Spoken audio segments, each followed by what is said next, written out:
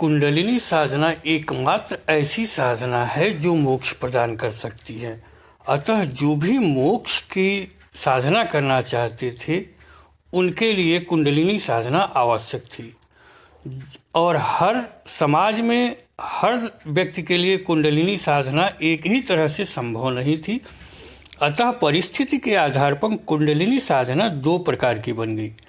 एक प्राणायाम और योग मुद्राओं वाली, जिसमें शक्तिचालिनी मुद्रा, उद्यान बंद तथा कुंभक प्राणायाम का वीर्य के ओज परिवर्तन में विशेष महत्व प्रतिपादित किया गया। ऐसी साधना प्रक्रिया अविवाहित, विधुर अथवा सन्यासियों के लिए विशेष महत्वपूर्ण रही। यह निवृत्त मार्गी साधना उन लोगों के उपयुक्त नहीं रही जो गृहस्थाश्रम में रहकर परिवारिक जनों के कर्तव्य कर्म पूरे करते हुए साधनारत रहना चाहते थे। गृहस्थ बिना स्त्री के नहीं चलता और संन्यास स्त्री के रहते नहीं चलता। परंतु जहाँ तक साधना के विकास का प्रश्न है अथवा आत्मोत्थान का प्रश्न है, क्या गृहस्थ और क्या सन्यासी, क्या स्त्री क्या पुरुष, सभी समान अधिकार रखते हैं और आवश्यकता अनुभव करते हैं। ऐसे प्रवृत्ति मार्गी गृहस्थों के लिए स्त्री के साथ ही साधनारत होने का मार्ग भी ऋषियों ने खोज निकाला। निवृत्त मार्ग में जो कार्य शक्तिचालिनी मुद्रा ने किया, वह कार्य प्रवृत्ति मार्ग में संभोग मुद्रा ने संपन्न किया गया। शेष बंध और कुंभक अपने अपने कार्यों में यथावत रहे। रमण मुद्रा को अधिक टिकाऊ बनाने के लिए ऋषियों ने विभिन्न प्रकार की काम मुद्राएं, बाजीकरण विधियां तथा तांत्रिक औषधियां खोज डाली। इस प्रकार वीर्य को ऊर्ध्व गति देने के लिए जहां सन्यासी लोग भस्त्रिका का प्रयोग करते थे, वहीं प्रवृत्ति मार्गी तांत्रिक दीर्घ संभोग का उपयोग करने लगे। इस प्रकार कुंडलिनी साधना का दूसरा प्रकार रमण मुद्राओं वाला बन गया। संभोग के कारण इस साधना में पुरुष और स्त्री का बराबर हाथ रहा।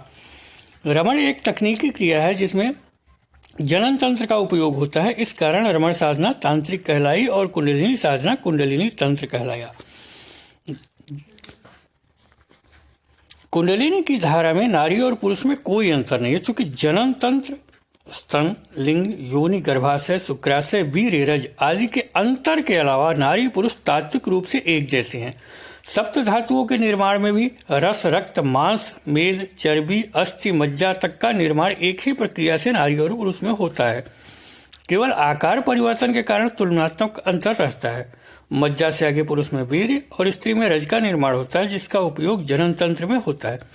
यदि जनन तंत्र का उपयोग प्रजनन हेतु न किया जाए तो नारी पुरुष दोनों का ओज निर्मित हो उठता है, जो मेरु द्रव में मिश्रित हो जाता है। इस आधार पर सामान्य से अधिक बलपूर्वक ओज निर्मित करने के लिए जनन तंत्र का उपयोग किया जाना स्वाभाविक और प्राकृतिक है।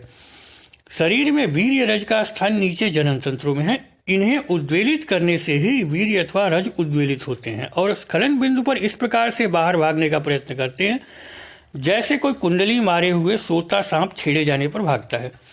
यदि उस सांप को भागने न दिया जाए तो वह फन उठाकर खड़ा हो जाता है। इसी प्रकार उद्वेलित बीज रज्जु को स्खलित न होने दिया जाए तो यह भी कुपित होकर ऊर्ध्वगमन करने लगता है।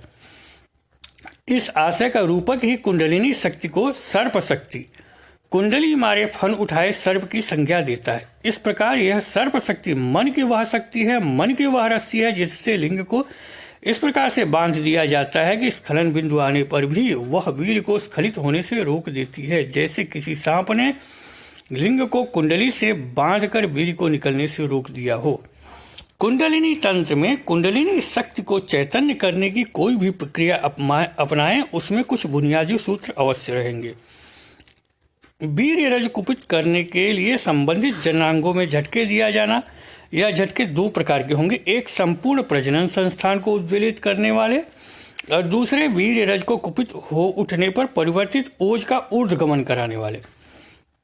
पहले प्रकार के झटकों में शक्तिचालिनी मुद्रा और दीर्घ एवं प्रहर्षित संभोग का नाम आता है। दूसरे प्रकार के झटकों में वज्रोली मुद्रा पुरुषों के लिए तथा अश्विनी मुद्रा स्त्रियों के लिए होते हैं। ओज परिवर्तन आरंभ हो उठने पर उसे मस्तिष्क तक चढ़ाने की प्रक्रिया में स्त्री पुरुष दोनों के लिए एकाग्रता यानी कि धारणा का अभ्यास आता है, चाहे वह परमात्मा के नाम पर हो अथवा आत्मा के नाम पर, श्वास पर हो अथवा मंत्र पर। धारणा ही ऊर्ध्वगमन का मार्ग प्रशस्त करती है। श्वास क्रिया का अपना अलग महत्व है। हम संभोग मुद्रा में उतरे चाहे शक्तिचालिनी मुद्रा में, श्वास क्रिया स्वतः ही अपनी उचित गति पकड़ती है। उचित ढंग से ली गई श्वास ही हृदय गति को नियंत्रित करती है। हृदय गति के आधार पर संपूर्ण शरीर की नाड़ियों में रक्त परिभ्रमण की गति होती है। इस प्रकार शरीर में स्वस्थ रक्त के परिभ्रमण का नियंत्रण श्वास पर आधारित होता है। श्वास लेने की विभिन्न प्रकार की विधियां प्राणायाम के अंतर्गत सिखलाई जाती हैं। यदि हम उचित आयुवर्धक श्वास लेने की कला सीख लें तो कोई भी कार्य करते हुए हमारी श्वास की धारा एक ही रहेगी, चाहे हम उसमें तेज श्वास लें अथवा धीमे। लय में कोई अंतर नहीं आएगा। कुंडलिनी योग सीखने वालों को प्राणायाम का अभ्यास इसी हेतु कराया जाना आवश्यक है। प्राणायाम के अभ्यास के साथ ही योगासनों का महत्व भी कम नहीं है। कुंडलिनी साधना में शरीर का लचीला होना अत्यंत महत्वपूर्ण है। कुंडलिनी जागृत होने के क्षण में शरीर अपने को विभिन्न मुद्राओं में तोड़ता मरोड़ता है। यदि उस क्रिया में कोई व्यवधान आए तो कुंडलिनी ऊर्ध्वगमन नहीं कर पाती। लचीली पेशियां योगासनों के अभ्यास से बनती हैं। शरीर एक जटिल संयंत्र है। प्रत्येक मशीन के तेल पानी के विषय में नियमित रहने पर उसकी कार्य क्षमता तथा आयु में वृद्धि होती है। तेल से तात्पर्य घर्षण में कमी करने वाले चिकनाई युक्त द्रव्यों से है और पानी से तात्पर्य काम करते हुए मशीन के गर्म हो उठने पर उससे ठंडा करने वाले द्रव्यों से है।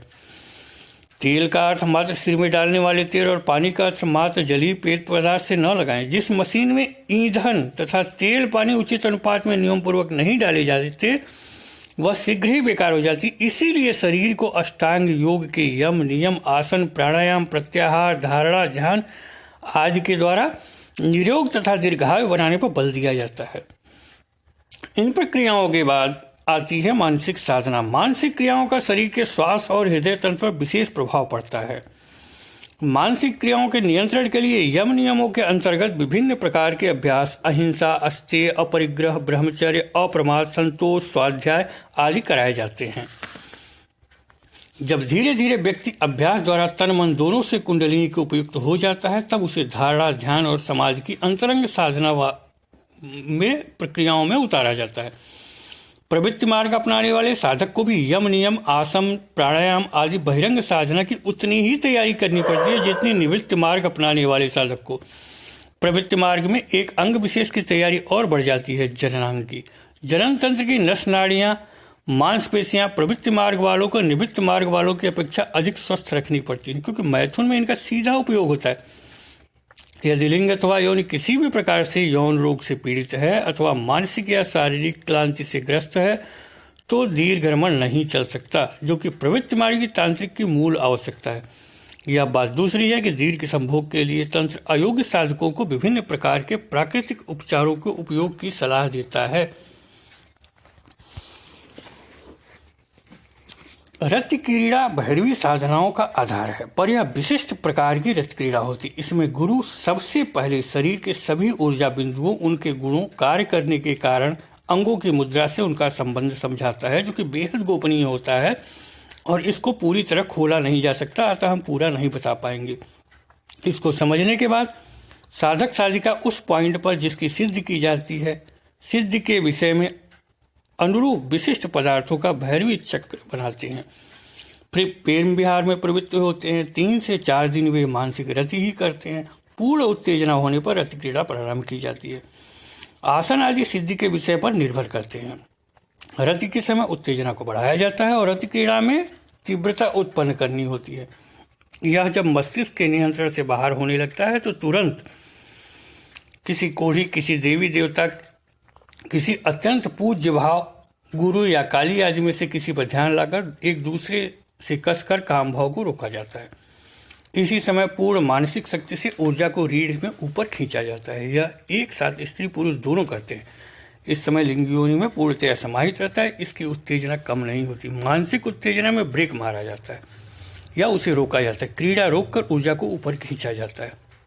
क्रीड़ा के समय मानसिक एकाग्रता उस बिंदु पर रखा जाता है जहां से काम ऊर्जा बन रही है, यानी कि मूलाधार पर। एकल साधना में मानसिक रति की जाती है, पर तकनीकी यही होती है और एकल साधना शुरू में ही नहीं हो सकती। मुख्य सूत्र यही है, इस समय रीढ़ का कोई भी बिंदु नहीं दिखता। योग की भांति इस साधना में ध्यान लगाकर बिंदुओं को देखने की कोशिश नहीं की जाती है। कम ऊर्जा को अपनी सिद्धि के बिंदु तक खींचने का अभ्यास किया जाता है। रति से पूर्व दोनों को स्वास्थ्य परीक्षा गुरु तकनीकी से की जाती है। किसी भी प्रकार के रोगग्रस्त की सबसे पहले रोग मुक्ति करानी होती है। पौरुषहीनता, नारी में उत्तेजना का भाव भी रोग ही माना जाता है। शुक्रहीनता यानी शुक्र का न बनना या डिंब का न बनना रोग नहीं माना जाता। इन साधनाओं में यह एक विशेष योग्यता मानी जाती है। कारण है कि इसमें गर्भाधान को रोकने के लिए चमत्कारिक नुस्खों का प्रयोग किया जाता है और मुख्य तकनीकी में स्खलन का न होना ही सबसे बड़ी सिद्धि है। रति के समय पैरों, नखों, तलवों, गुदा मार्ग, मूत्राशय, गर्भाशय, पेट का भीतर बाहर साफ रहना भी आवश्यक होता है। इसके लिए नियमबद्ध उपचार किया जाता है। रति के समय गाय का घी सिर के चांद कानों में डालना, योनिलिंग को मधु या शहद से उपचारित करने की विधि अपनाई जाती है। इसमें अनेक छोटी छोटी गोपनीय बातें हैं जिनका बिना दीक्षा बताना वर्जित है, इसलिए हम क्षमा चाहेंगे। इच्छुक साधक साधिकाओं के लिए केवल यह जानना उचित है कि मानसिक प्रफुल्लता, शारीरिक आरोग्यता, प्रबल आत्मविश्वास एवं सही विधियों सहित शरीर के ऊर्जा चक्र का ज्ञान, ये आवश्यक योग्यताएं हैं जो नारी पुरुष दोनों के लिए अपेक्षित है। शेष चुनाव सिद्धि और नारी पुरुष के ऊर्जा चक्रों के वर्गीकरण से संबंधित होता है। धातु निर्बलता, शीघ्र पतन, स्वप्न दोष, रति में अशक्तता, रति अंगों के विकार और विकृत मानसिकता, इसका अर्थ रति के समय अप्राकृतिक या बहसीन पद का व्यवहार है। ये विकार हैं जिनसे साधक साधिका को मुक्त होना होता है। स्त्रियों में योनि एवं गर्भाशय दोष भी विकृत मानी जाती है। ये सभी चिकित्सा शास्त्र में भले ही इलाज रोग समझे जाते हैं, पर श्री विद्या के तांत्रिक उपचार में इनका निदान किया जाता है और सबसे पहले इसी की परीक्षा की जाती है। अन्य रोगों में हृदय रोग, श्वास के रोग, उच्च या निम्न रक्तचाप आदि का भी निदान होने के बाद ही साधक साधिका को योग्य समझा जाता है। यह कुछ ऐसे सूत्र थे जो भैरवी तंत्र में, भैरवी विद्या में प्रयोग किए जाते हैं। ये मोटा मोटा मुख्य सूत्र हैं और मोटी योग्यता। इनके अतिरिक्त भैरवी चक्र के लिए उपयुक्त साधक में कुछ सामान्य पात्रताएं होनी चाहिए और वह पात्रताएं हम अपने अगले वीडियो में बताएंगे कि भैरवी चक्र के या भैरवी विद्या के साधक के लिए क्या क्या योग्यताएं होनी चाहिए। इसी तरह भैरवी साधना में भैरवी के लिए योग्यता भी आवश्यक होती है कि कैसी भैरवी किस तरह की होनी चाहिए। अलग अलग साधनाओं के लिए, अलग अलग सिद्धियों के लिए पुरुषों के लिए कुछ सामान्य पात्रताओं के अलावा विशेष पात्रता विशेष सिद्धियों के लिए भी आवश्यक होती हैं। यह हम अगले वीडियो में बताएंगे कि कौन सी पात्रता किस सिद्धि के लिए आवश्यक है। सिद्धि से हमारा तात्पर्य है जैसे मूलाधार, स्वादिष्ठान, मणिपुर, अनाहत आदि चक्रों की सिद्धियां, इनके साथ शक्तियों की सिद्धियां होती जाती हैं। तो इनके लिए किस प्रकार के पुरुष और किस प्रकार के साधक या किस प्रकार की स्त्री अधिक उपयुक्त होती है, यह हम बताने का प्रयत्न करेंगे। और सामान्यतया एक ही स्त्री, एक ही पुरुष सभी प्रकार के चक्रों के लिए उपयुक्त हो, यह आवश्यक नहीं होता है। कुछ चक्र उनके लिए, सबके लिए आसान होते हैं, तो कुछ चक्र किसी के लिए कठिन होते हैं। वहाँ अधिक समय उन्हें देना होता है, अधिक तैयारी करनी होती है। यह हम अपने अगले वीडियो में, दूसरे वीडियो में बताने का प्रयत्न करेंगे, समझाने का प्रयत्न करेंगे। धीरे धीरे हम पूर्ण तकनीकी प्रदान कर रहे हैं। इनको देखने के लिए, समझने के लिए, जानने के लिए आपको हमारे चैनल पर आना होगा, चैनल को सब्सक्राइब करना होगा और भैरवी विद्या कुंडलिनी तंत्र से संबंधित सभी वीडियो को देखना होगा। अतः अगर आप इस विद्या को पूरी तरह समझना चाहते हैं तो हमारे चैनल को सब्सक्राइब कर लें और चैनल पर प्रकाशित वीडियो को देखें, जानें और समझें।